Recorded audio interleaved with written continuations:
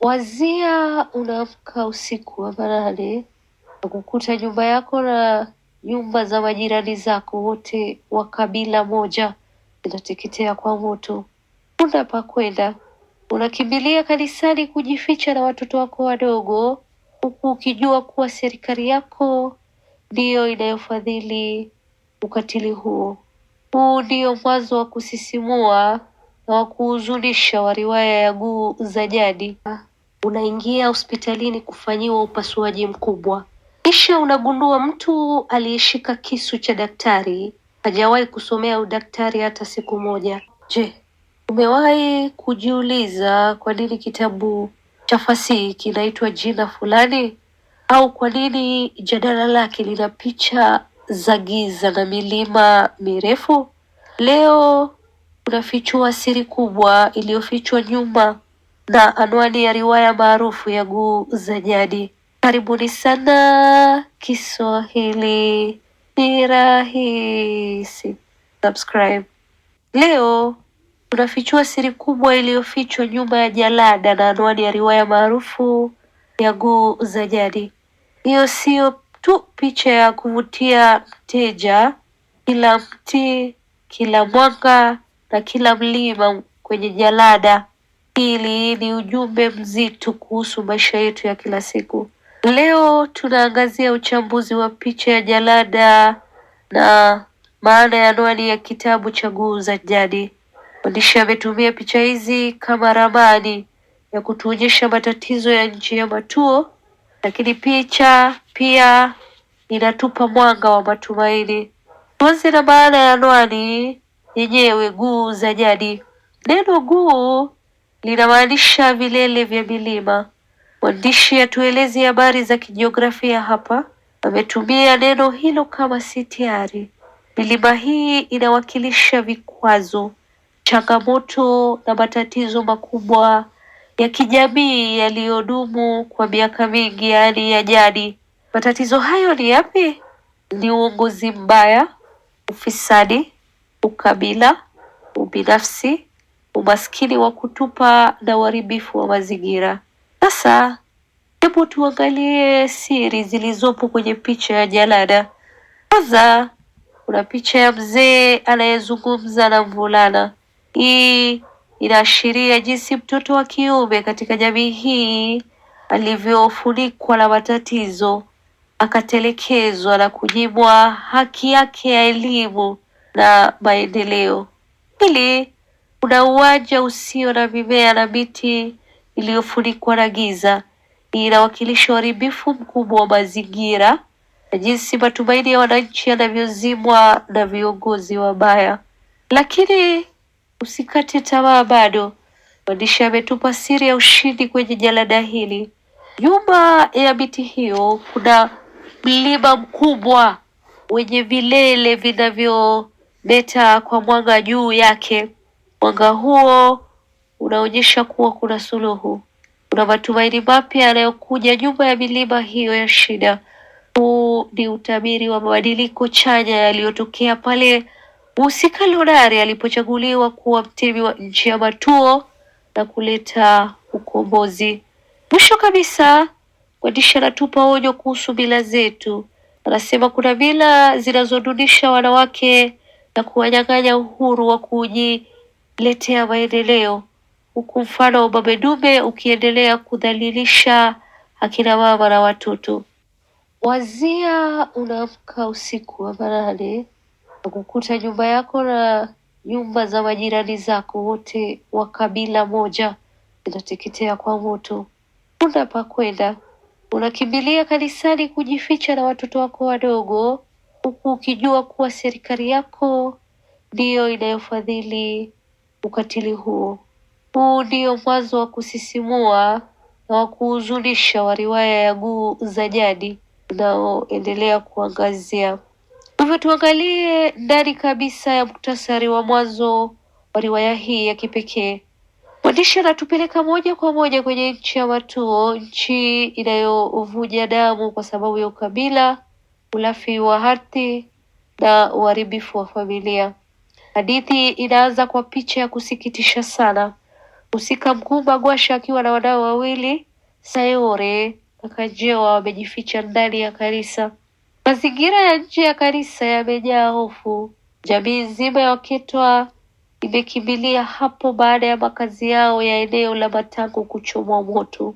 Uvumi unasema wazi kuna matajiri wakubwa serikalini wanaotaka ardhi hiyo ya Matango kwa nguvu. Na nani yuko nyuma ya udhalimu huu? Mwandishi anamtaja Mtemi Lesulia, kiongozi mkuu wa nchi. Lesulia anachukia kabila la Waketwa tangu jadi kwa sababu yeye ni wa kabila tawala la Wakule. Ulafi wake wa madarakani hauna mipaka. Katika uchaguzi uliopita aliamuru mpinzani wake mkuu aitwaye Lonare atekwe nyara ili yeye ashinde bila kupigwa. Sasa anapanga njama mpya, anawalazimisha machifu wake kuwafukuza Waketwa kutoka Matango ili wasipate nafasi ya kupiga kura katika uchaguzi ujao na kumwangusha. Lakini dhoruba hii haishii kwenye siasa tu, inaingia hadi ndani ya nyumba ya Magwasha. Magwasha anafanya kazi kama mhasibu katika afisi ya Chifu Mshabaha ambaye ni rafiki wa karibu wa Mtemi Lesulia na mzee tajiri Sangilu. Sangilu ana chuki ya kibinafsi na Magwasha kwa sababu alikataliwa kimapenzi. Natumai unakumbuka lile bomu lililotumwa siku ya harusi kupitia kimada wake Sihaba. Alikufua dafu. Sasa Sangilu anatumia mbinu mpya ya kishetani. Anamnyemelea mume wa Magwasha, Mrima. Anamzuga kwa kumpa pesa nyingi za siri, akamuingiza kwenye ulevi mkubwa hadi Mrima anaisahau kabisa familia yake. Hali hii inamwacha Magwasha peke yake akipambana kulea watoto wawili kwenye nchi inayokumbwa na mzozo mkubwa wa kiuchumi na ufisadi uliokithiri. Nchi ya Matuo imefika kikomo. Waketa wananyimwa ajira, ardhi zao zinachomwa na moto kupitia kibaraka itoe Sihaba, na haki inakanyagwa mchana kweupe. Hapa tunaona ubaguzi wa wazi. Jamii ya Waketwa inanyang'anywa haki zake zote, wanawekewa lawama kwa kila kitu, hata kwa magonjwa yanayoshinda sayansi na madaktari. Kiongozi wao Lonare amenusurika kifo mara nyingi kutokana na mipango ya siri ya Wakule waliopo serikalini. Kwa nini? Kwa sababu ufisadi umeshamiri. Chifu Mshabaha ambaye anapaswa kuwalinda wanyonge anageuza macho upande mwingine kwa sababu ameshapokea mlugula. Na ukiwa mwanamke katika jamii hii, maandishi yanasema wazi, huna cheo au pesa, sauti yako haitawahi kusikilizwa. Lakini tunapoingia sura ya pili, tunakutana na shujaa wetu Magwasha. Magwasha ni mwanamke mwenye bidii kazini na ana pia msimamo mkali. Alifundishwa kuwabaa uvivu tangu utotoni. Anapendana na Mrima, kijana mwingine mwenye bidii lakini asiye na mali nyingi. Hata hivyo, dhoruba inatokea kupitia mzee Sangilu, mzee tajiri anayedhani kuwa pesa zake zinaweza kununua upendo wa Magwasha. Magwasha anapomkataa, kisasi cha Sangilu kinaalika sura yake halisi. Kwanza anapanga shambulio la bomu siku ya harusi yao kupitia kimada wake Sihaba na kuwasambaratisha wageni. Na miaka baadaye anapotambua kuwa bomu halikuvunja moyo Magwasha, anabadili mbinu na kumlenga mumewe Mrima. Sangilu anaanza kumtunza Mrima kwa pesa za siri, akivuta kwenye lindi la ulevi wa kupindukia hadi anatelekeza familia yake na watoto wao. Inasikitisha sana, Magwasha anateseka kiakili na kimwili, lakini usisahau yeye ni mwanamke jasiri na aliyekombolewa kifikra. Badala ya kukata tamaa na kulia, anafanya uchunguzi wa kina na kugundua mchezo mchafu wa Sangilu anayetaka kuangamiza ndoa yake. Unaingia hospitalini kufanyiwa upasuaji mkubwa, kisha unagundua mtu aliyeshika kisu cha daktari hajawahi kusomea udaktari hata siku moja. Umepewa kazi hiyo ya kuokoa maisha yako kwa sababu tu ni wa kabila la rais. Huu sio ukatili wa kubuni. Huku ndiko kuporomoka kwa maadili na kufuru ya ufisadi tunayoiona katika sura ya 3 ya riwaya ya Nguu za Jadi. Sura ya 3, sura inayofungua macho yetu kuona jinsi nchi ya Matuo inavyoangamia chini ya utawala wa Mtemi Lesulia. Hapa tunaona ubaguzi wazi, umaskini uliokithiri na uharibifu wa mazingira unaoathiri afya ya wananchi wanyonge. Mwandishi anatuonyesha kisa cha kusikitisha. Waketwa ni watu wa bidii sana na hawachagui kazi, lakini utawala wa Lesulia unawanyima haki zao na kuwapa vyeo watu wa kabila la Wakule, hata wale ambao hawakukanyaga shule. Ufisadi huu unaleta madhara makubwa hadi hospitalini, ambapo watu wasio na sifa wanaajiriwa kupasua wagonjwa na kusababisha vifo vya raia wasio na hatia. Lakini dhoruba kubwa inamrudia mhusika wetu mkuu Magwasha. Siku mmoja mzee fisadi na mwenye tamaa Sangilu anavunja miiko, anamnyemelea Magwasha nyumbani kwake usiku wa manane. Anajaribu kumhonga kwa mabilioni ya pesa ili Magwasha amkubali kimapenzi, lakini Magwasha akiwa na lebo ya maadili na ujasiri anasimama kidete, anazikataa pesa hizo na kumfukuza mzee huyo wodini. Baada ya dhuruba hiyo ya usiku, Magwasha analala na kupata ndoto ya jinamizi. Anasumbuliwa na jazada ya jinyama linalomfukuza kwa hasira, na mbele yake anakuta kuta za moto mkubwa. Mwandishi ametumia jazada hii ya jinyama kumwakilisha Sangilu, mzee asiye na maadili na mwenye ukatili. Na kabla hata Magwasha hajasimbua maana ya ndoto hiyo, anapoamka anakuta giza la usiku limegeuka kuwa wekundu wa moto. Eneo nzima la Matango linachomwa moto halisi na raia wanahaha huku na kule kuokoa maisha yao. Huu ni mpango wa serikali kuwafukuza Waketwa ili wasipige kura. Katika mateso haya yote ya umaskini, mimba za mapema kwa wasichana na ukosefu wa ajira, mwandishi anatupa mwangaza wa matumaini kupitia Lonare. Lonare anajitokeza kama mzalendo wa kweli. Yeye agombei uongozi kwa ajili ya mshahara mnono wa serikali. Anasimama kupigania haki za wasichana wapate elimu na kuikomboa nchi ya Matuo kutoka kwenye mikono ya madikteta.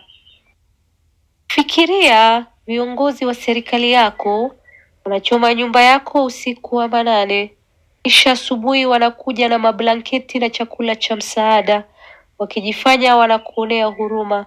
Lakini kibaya zaidi, wazia kiongozi huyo huyo anakuambia kuwa nyumba yako imeungua kwa sababu ilijitakia. Huu ndio mchezo mchafu wa kisiasa na unafiki wa hali ya juu tunauona leo katika sura ya 4 ya riwaya ya Nguu za Jadi. Sura ya 4, sura inayobeba ushindi wa kwanza wa kihistoria kwa jamii ya Waketwa, lakini pia inayofichua mbinu mpya za kishetani zinazotumiwa na Mtemi Lesulia.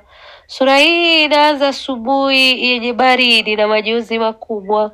Wananchi wa Matango wamekesha nje ya kanisa baada ya makazi yao kuteketezwa. Hapa siri inaanza kuvunja. Washahidi wanasema waliochoma moto ni vijana waliokuwa wanatupa petroli na walikimbia kwa gari jekundu lililoendeshwa na mwanamke asiyejulikana, na tunajua mwanamke huyo si mwingine bali ni Sihaba. Kisha unafiki wa serikali unajitokeza mchana kweupe. Mkurugenzi wa ardhi anafika mahali hapo akiwa ameandamana na chifu Mshabaha na mwanamke aitwaye Mbwashu. Wanakuja na mablanketi na chakula cha msaada ili kuwanyamazisha wananchi, lakini mkurugenzi huyo anatoa kauli ya dharura akisema kuwa chanzo cha moto huo kilitokana na hatua ya makazi hayo kuwazidishia, kisha anaondoka zake. Wananchi wanakasirika sana, wanakataa kufanywa wakimbizi kwenye nchi yao wenyewe. Wanabeba mahema yao na kurudi kwa nguvu kule Matango kuanza maisha upya. Siku tatu baadaye, vitisho vinaanza tena. Vijikaratasi vinasambazwa kuwataka waondoke na wajenzi wanakuja kuweka uzio ardhi hiyo, lakini Waketwa wanasimama kidete na kuwatimua wajenzi hao. Katika vurugu hizo, Sihaba anajeruhiwa vibaya, na hapa ndipo mhusika wetu mkuu Magwasha anapocheza kama jasusi wa kimataifa. Sihaba anamtembelea Chifu Mshabaha na kuacha barua za siri ofisini. Barua hizo kutoka kwa Mtemi Lesulia mwenyewe zinathibitisha njama ya siri. Ardhi ya Matango imeibiwa na kupewa Nazia, mke wa Mtemi, pamoja na Mbwashu ili wajenge jengo la kibiashara. Magwasha kwa kutumia akili na kasi anazinakili na kuzipiga picha barua hizo zote kabla hazijarudishwa. Anazikabidhi kwa nani? Kwa mwanasheria shupavu wa Waketwa anayeitwa Mwamba. Matokeo yake, Mwamba anatinga mahakamani akiwa na ushahidi huo mzito usioweza kupingwa. Hakimu anasoma barua za Mtemi Lesulia na kutoa uamuzi wa kihistoria. Waketwa wameshinda kesi. Mpango dhalimu wa Mtemi Lesulia, Sangilu na Chifu Mshabaha wa kuwafukuza raia kinyume na sheria unaanguka chini na kusambaratika. Lakini madikteta hawakubali kushindwa kirahisi. Baada ya kushindwa mahakamani, Mtemi Lesulia anabadili mbinu. Kupitia kibaraka wake Sangilu, wanatafuta msaliti kutoka ndani ya Waketwa. Wanamgundua Mrima, mume wa Magwasha, wanampa mabilioni ya pesa za siri na kumwahidi cheo kikubwa serikalini. Wanamtaka afanye nini? Wageuke ndugu zake Waketwa na kuanza kumpigia kampeni dikteta Lesulia. Sura ya 4 inatufunza kuwa haki inaweza kuchezeshwa, lakini haiwezi kuzikwa. Ushahidi uliookolewa na Magwasha umeokoa jamii nzima ya Matango. Lakini pia sura hii inatuacha na hofu kubwa. Je, urafiki wa pesa chafu utamfanya Mrima kuisaliti damu yake na ndoa yake? Wazia au waza, unafanya mkutano mkubwa wa kampeni, umezungukwa na wafuasi wako, kisha ghafla mwanamke uliyemdhulumu anakuja na kukurushia mabilioni ya pesa zako za hongo mbele ya umati. Na wazia ukiwa rais dikteta, mtoto wako wa damu anakuangalia usoni na kukuambia, baba, siwezi kuwa muuaji kama wewe. Siwezi kukubali wananchi wafe kwa ajili ya ulafi wako wa madaraka. Huu ni ukombozi wa kweli na mtetemeko wa kisiasa unaotokea katika sura ya 5 ya riwaya yetu ya Guu za Jadi. Tuangazie sehemu inayosisimua zaidi ya kitabu hiki, kipindi ambacho nguvu za ukweli, uzalendo na uaminifu inapoanza kusambaratisha ngome za mafisadi nchini Matuo. Mambo yanaanza kwa hatua kubwa ya ujasiri kutoka kwa Magwasha. Baada ya kugundua pesa za ongo alizopewa mumewe Mrima, hakuwa na tamaa ya mali. Anamtafuta Lunare, Mwamba, Sauni na Sangura. Kwa pamoja wanamwokoa Mrima kutoka kwenye lindi la ulevi na kumfanya aelewe kuwa anatumika tu kama kete ya kisiasa. Na unajua walifanya nini? Walichukua zile pesa na kwenda kuzirudisha kwa Sangilu mchana kweupe. Katikati ya mkutano wake wa kampeni, huu ni ujumbe mzito kuwa utu wa mwanadamu hauwezi kununuliwa kwa pesa chafu. Mwandishi anatumia lugha ya picha au jazanda nzito hapa. Anamlinganisha Mtemi Lesulia na mjusi kafiri anayekula chakula cha mchwa na mchwa wenyewe. Hii inafichua tabia yake ya ukatili, kiongozi anayeiba rasilimali za nchi na kuwanyonya raia wake hadi wanaangamia. Lakini tunapoingia ndani kabisa ya sura ya 5, laana ya dhuluma inaanza kubomoa familia za mafisadi hawa kutoka ndani ya nyumba zao. Nchi ya Matuo inaelekea kwenye uchaguzi na mzee Sangilu anapata mapigo mtawalia. Mwanawe Mashauri anagundua ukweli mchungu. Baba yake mzazi ana uhusiano wa siri wa kimapenzi na Cheia, msichana ambaye Mashauri alitaka kumwoa. Mwandishi anatueleza kuwa Cheia alitoka familia ya maskini, lakini akawa na tamaa kubwa ya pesa, jambo lililomfanya anaswe na mifuko ya Sangilu kwa urahisi sana. Lakini Dodaduku aliishii hapo.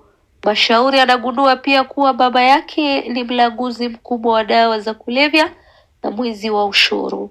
Kwa hasira na majonzi, Mashauri anamkana baba yake mzazi. Anafanya nini? Anajiunga na kundi la mwanasheria mwamba kumuunga mkono kiongozi wa upinzani Lonare. Mtembi Lesulia anapoona mambo yanaenda mrama na Lonare anapata nguvu, anapanga njama ya kikatili ya kuzua vurugu na umwagaji wa damu wakati wa uteuzi ili tu Sangilu achukue uongozi wa Matango. Lakini hapa ndipo muujiza mwingine unapotokea. Mtoto wa rais, kijana Ngoswe, anakataa kuwa sehemu ya ukatili huo. Anamwambia babake waziwazi kuwa anashangazwa na roho yake ya kinyama ya kukubali watu wapoteze maisha kwa ajili ya uongozi. Ngoswe anaasi Ikulu, anamfuta babake miongoni mwa watu anaowaheshimu na anaungana na Mashauri kumpigia kampeni Lonare.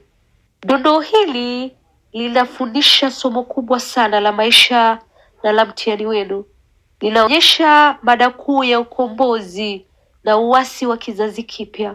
Watoto wa mafisadi Mashauri na Ngoswe wamekataa kurithi dhambi na pesa chafu za baba zao. Wamechagua kusimama upande wa haki na uzalendo wa Lonare.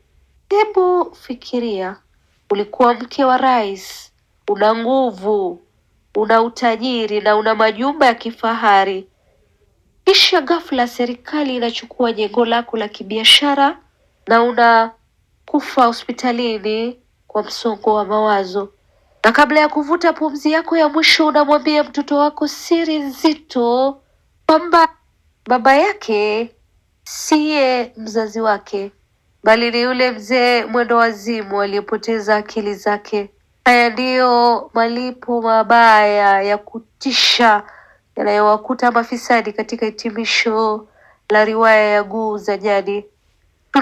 Tumefika kileleni mwa uchambuzi wetu, tukiona jinsi ule usemi wa wahenga usemao malipo ni hapa hapa duniani unavyotimia kwa viongozi dhalimu wa nchi ya Matuo. Sheria inachukua mkondo wake na ngome ya uovu inaanguka kwa kishindo. Mambo yanaanza kubadilika kwa kasi pale mzee Sangilu anapoburuzwa chini na kushindwa kwenye uteuzi na mpinzani wake mwamba. Mtembi Lesulia kwa tabia yake ya ubinafsi anaona Sangilu hana faida tena kisiasa na amekuwa mzigo. Anamgeuka na kumwacha aangamie na sheria. Hata Chifu Mshabaha anapoteza nguvu zake zote baada ya kufutwa kazi. Lakini upande wa mashujaa wetu kuna maisha mapya. Magwasha baada ya kufutwa kazi anaungana na mumewe Mrima kuendeleza duka lao, na hapa Magwasha anagundua mada muhimu sana ya kijamii. Anagundua kuwa mtoto wa kiume ametelekezwa kabisa, huku jamii nzima ikielekeza nguvu zake kwa mtoto wa kike. Kwa msaada wa mashirika mbalimbali, Magwasha anafungua afisi kubwa mjini Taria ili kuwaokoa na kuwasaidia vijana wa kiume waliokuwa wanapotea kwenye uhalifu na ulevi. Huu ni ukombozi wa kweli wa kijamii. Sasa hebu tuangalie jinsi maadui wa haki wanavyovuna dhoruba. Kahaba anakamatwa kwa kuendesha biashara haramu ya ukahaba na majengo yake yanafungwa. Yule mzee mlafi Sangilu anapata pigo kubwa la kisaikolojia. Miezi minne tu baada ya kushindwa, anapoteza akili zake na kupatwa na kichaa.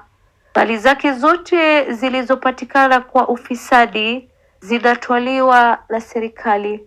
Akiwa mahututi hospitalini, analia na kumwomba msamaha mwanawe Mashauri, ambaye kwa ukaribu anamsamehe. Hali inakuwa mbaya zaidi kwa mke wa mtemi Nazia. Baada ya serikali kupokonya jengo lake la Skyline Mall, anapata msongo wa mawazo unaosababisha kifo chake. Lakini kabla ya kufa, anapasua jipu lililodumu kwa miaka mingi. Anamwomba msamaha Ngoswe na kumwambia ukweli kwamba yeye si mtoto wa Mtemi Lesulia bali ni mtoto wa Sangilu. Siri hii inatikisa kila kitu. Ukweli unafichuka kuwa Cheia alitumiwa na genge hilo kumtilia sumu kiongozi wa wananchi Lonare kwenye kinywaji chake. Cheia anakamatwa mchana kweupe na kutupwa seli ya polisi. Hivyo hapa tunaona ukengeushi. Ukengeushi ni kupotea kwa maadili katika jamii. Tunaona ukengeushi kupitia Cheia, msichana mdogo anayejidhalilisha na kuwa kimanda wa mzee kama Sangilu kwa ajili ya kupata pesa za haraka na hata kukubali kuwa muuaji. Tunaona ukengeushi pia kupitia biashara haramu ya sihaba. Siku hizi unaweza kupata mzazi anayeshirikiana na mtoto wake wa damu kuuza dawa za kulevya na kutumia mamlaka yake ya serikali kuwalinda wasikamatwe na polisi. Pia fikiria zikiwa zimebaki siku chache tu kabla ya uchaguzi mkuu wa kuiangusha serikali ya kidikteta, kiongozi wenu mkuu na tegemeo la wananchi anapotea ghafla katika mazingira ya siri. Huu ndio mtikiso wa kimaadili na taharuki kubwa inayotufanya tushike pumzi tunapoingia katika sura ya 6 ya riwaya ya Nguu za Jadi. Tutaangazia masuala makuu ya kimaadili na malezi kabla ya kuingia kwenye mwanzo wa sura ya 6 ambapo hofu kubwa inaitandika nchi ya Matuo. Mwandishi anatufunulia kidonda kibaya cha jamii yetu, suala la malezi mabaya. Kupitia mhusika Ngoswe, tunaona jinsi watoto wa viongozi matajiri wanavyodekezwa na kuharibiwa. Ngoswe anaendesha biashara haramu ya ulaguzi wa dawa za kulevya kwa baraka zote za baba yake Mtemi Lesulia. Mambo ni yale yale kwa mzee Sangilu anayeshirikiana na mwanawe kuifisidi nchi kwa biashara haramu ya vipusa na meno ya ndovu. Kesi zao zikifikishwa mahakamani zinazimwa kabla hata hazijaanza kwa sababu wana ulinzi wa Ikulu. Lakini ulafi huu unaacha athari gani kwa maskini? Mwandishi anataja tatizo la umaskini uliokithiri nchini Matuo. Umaskini huu ni mbaya kiasi kwamba baadhi ya wazazi wanalegeza kamba na kuwakubalia binti zao kujiingiza kwenye biashara haramu ya ukahaba.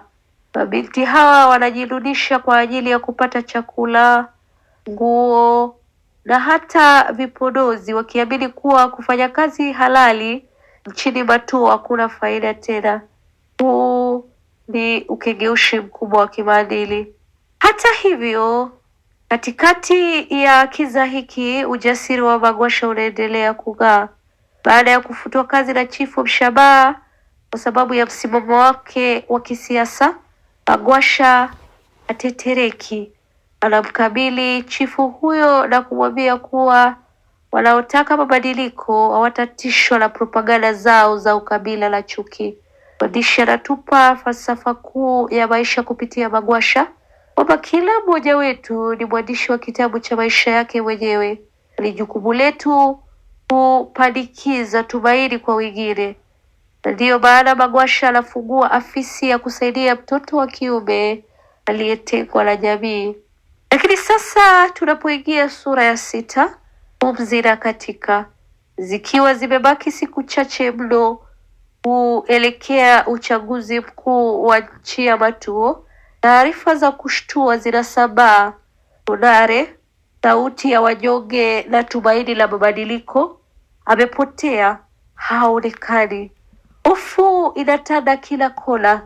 Je, ametekwa nyara na Mtemi Lesulia? Je, ameuawa? Lakini wafuasi wake wanacheza karata ya kipekee. Wanasimama kidete na kuapa, tutampigia kura Lonare, awepo au asiwepo. Kwa hivyo tunaonyeshwa jinsi mapambano ya haki yanavyofikia kileleni.